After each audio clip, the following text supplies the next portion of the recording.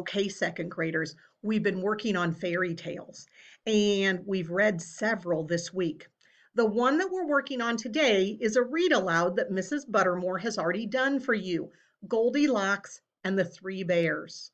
Since you've already listened to her read aloud, you are now ready to think about, what made that a fairy tale?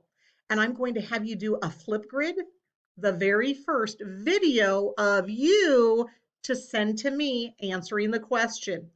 Here are the words that I would like you to start with.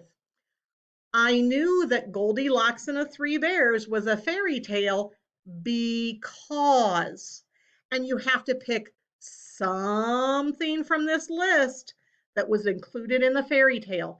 And you need to talk about how you knew that was in the book.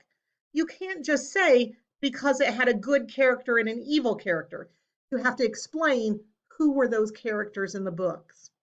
I'm giving you 3 minutes of video time to explain that to me. So again, I want you to look at this list and I want you to think, it had that. Maybe it even had two things that you want to tell me about. Start with, I knew it was a fairy tale because, and make sure you give me a great answer on your first Flipgrid.